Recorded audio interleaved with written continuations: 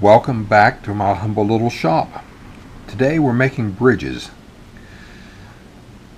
Occasionally we have to make a bridge for an acoustic guitar because the originals aren't available or they're just an obsolete unit. So in this case we have the rare occasion of having to make two very similar bridges. The top one is from a Gibson Dove, and not only has it split in the typical way that they do, they tend to split a lot through the bridge pin holes. You can also see on this one it's done the same thing. And then this one has had some help with the action. Someone decided they couldn't get the bridge saddle low enough, so they decided to file out these slots, which just didn't help the situation at all. The lower one is off a J200 Artist, and you can see where it has split through here also.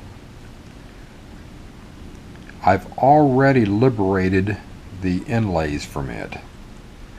The plan with both these bridges is to salvage the original inlays for both units, which will keep that at least original. So here's our plan.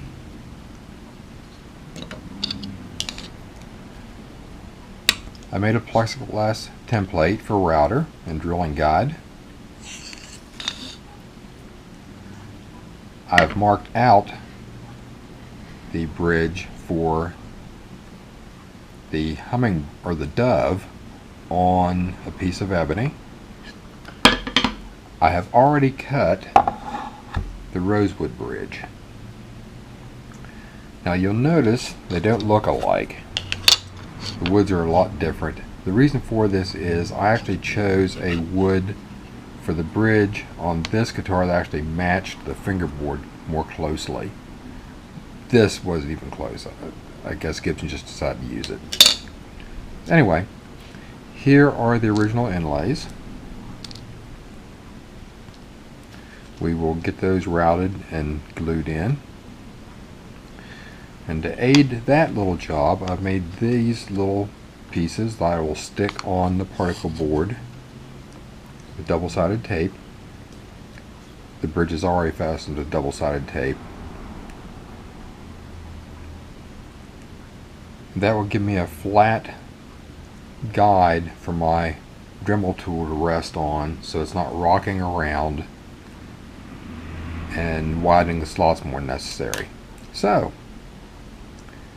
you're caught up to this point. I'll get back to you later.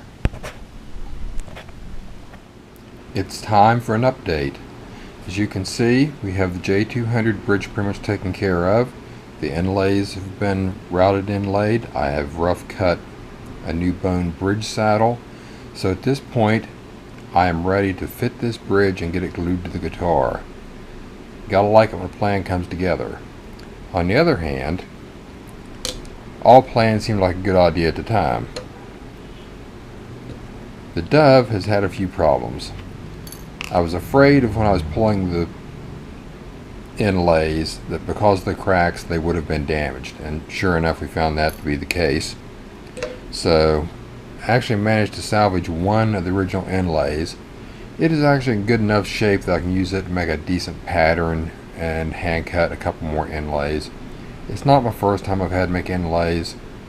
It's just something I prefer not to do because it takes much time, and these are at least simple, so I could probably whip these out pretty quick. So, on with the show. So here's an interesting development I came across while I was fitting the bridge. I noticed that across the entire front of the bridge there's about 1/4 of an inch of width that the finish was not removed when the original bridge was glued on. That certainly couldn't have helped the front gluing of the bridge, and probably had a little bit to do when it slipped forward. Just thought I'd point that out. We now have our bridge cut. The bridge saddle slot has been cut. The bridge pin holes have been cut. I've cut the new inlays.